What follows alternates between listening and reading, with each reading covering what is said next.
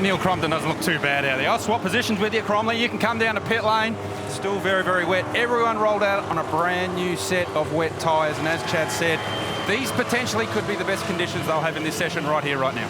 New sponsors, financial services business for young Will Brown this weekend. Nice slide, Gary Jacobson. I wonder whether he's left foot braking or right foot braking. Have a look at the amount of understeer it's got there. He just dragged the tyre on purpose to try to warm it up.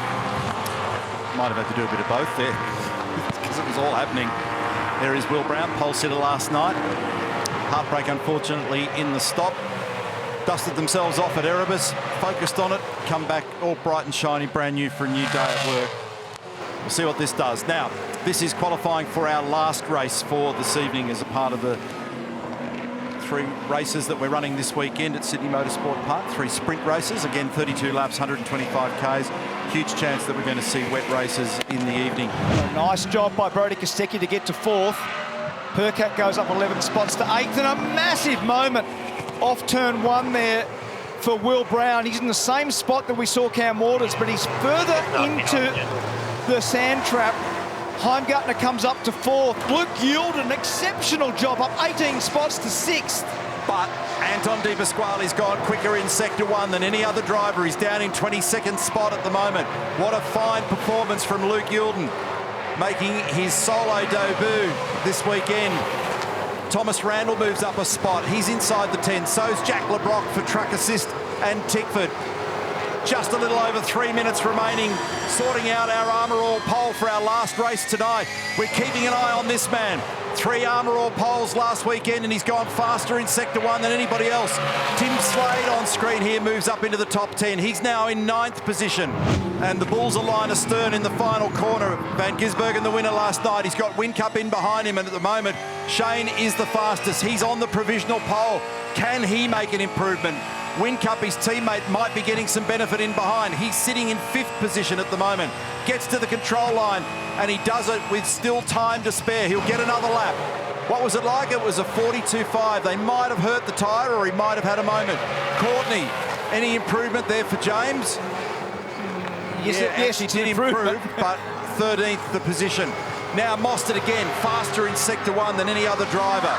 Percat on screen. He's sitting in 12th at the moment. 30 seconds. So 30 seconds remaining as Tim Shankin advises the field. Look for the final car. There'll be cars around the back, and I'm just looking at who they may be, Neil, because there's a couple of the real heavy hitters that will time this run onto the straight and will be of benefit to them. 10 seconds to go. Thomas Randall will get across the line. He'll be probably the last car looking at that. I reckon he is.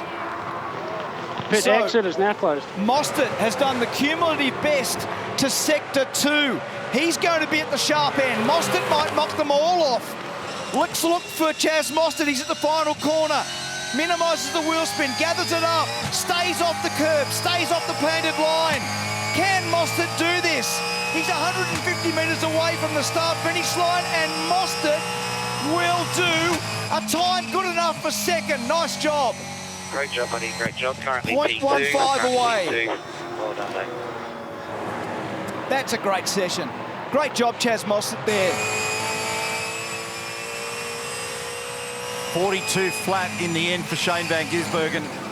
Home, it seems, by 0.15 of a second.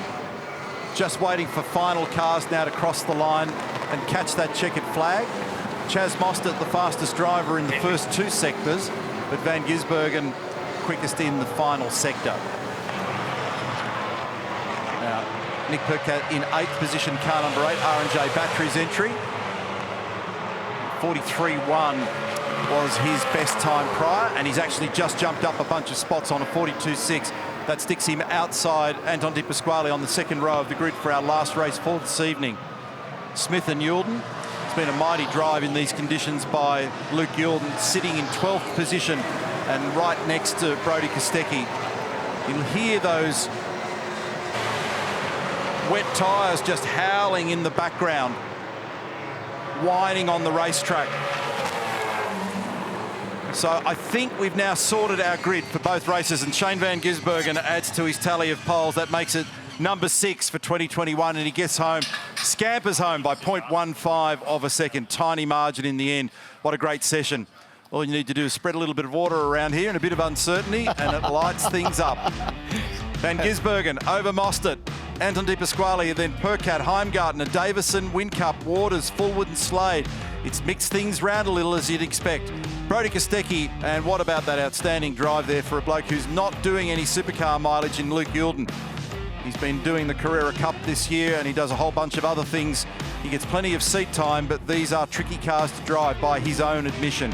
Looking further back, Mark Winterbottom, Fabian Coulthard, followed by Kurt Kostecki, Macaulay Jones, Jack Smith and Scott Pye, who did a great job last night to be able to climb back and make some ground as well. He's going to have to do that again this evening.